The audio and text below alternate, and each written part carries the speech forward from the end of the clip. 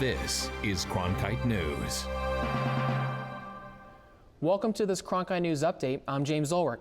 Here's a look at the top stories we're tracking today at noon. Super Tuesday is tomorrow, and Donald Trump and Hillary Clinton appear on the verge of winning their respective parties' nominations.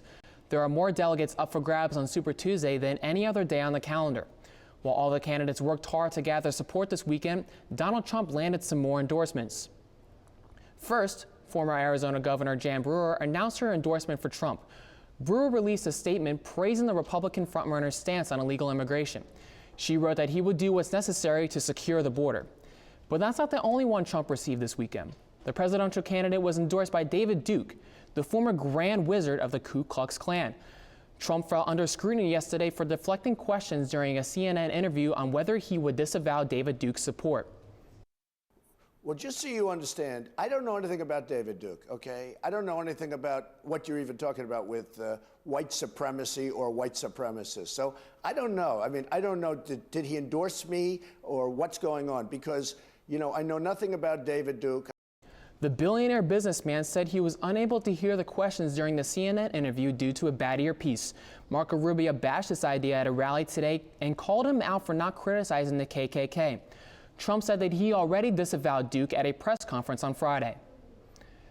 Politics and diversity were very present at last night's Oscars. Chris Rock used his monologue to discuss the Oscars so white controversy. It's not about boycotting anything. It's just we want opportunity. We want the black actors to get the same opportunities as white actors. That's it. Vice President Joe Biden was met with a standing ovation for taking a stand against sexual assault, and Leonardo DiCaprio won his first Academy Award for his leading role in The Revenant. He used his acceptance speech to address climate change. Climate change is real. It is happening right now. It is the most urgent threat facing our entire species. Let us not take this planet for granted. I do not take tonight for granted. Thank you so very much. The film Spotlight took home the night's final award, Best Picture. Basis Scottsdale is one of the top charter schools in the country, according to various reports, with a waitlist of almost 1,000 students. Although City of Scottsdale officials voted to move the plan forward for expansion, reporter Julia Thatcher spoke with the head of school about some of the backlash they've been facing.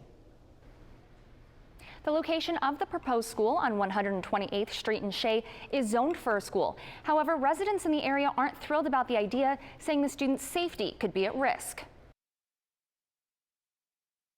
The proposed school would house 4th through 12th graders, and with the wait list, there is no doubt there's a need for the space. It's the location that is controversial. I'm at the location where Basis Scottsdale is looking to expand.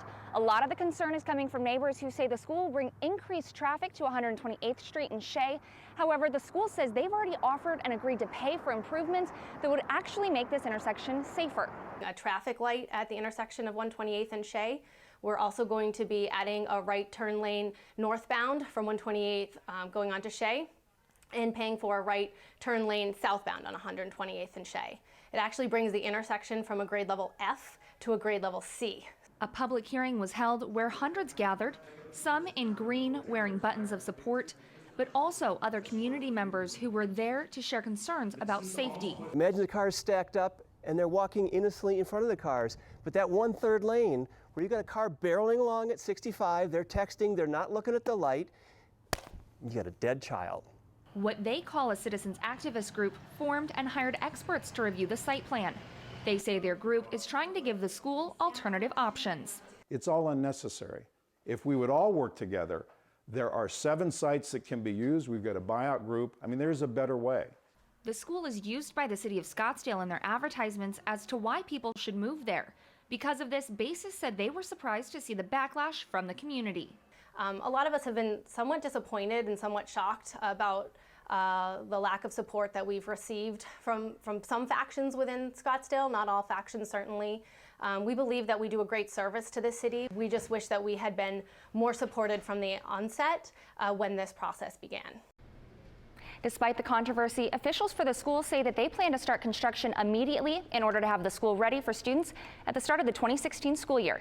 In the broadcast center, Julia Thatcher, Cronkite News. Here's a look at what's coming up tonight at 5 on Arizona PBS. Arizona's livestock industry may soon be missing a key piece, why the number of livestock veterinarians is declining and how this affects local farms. And find out who was crowned Arizona's top tree climber over the weekend at the state championship. That's it for this Cronkite News update. For top stories anytime, go to cronkitenews.azpbs.org.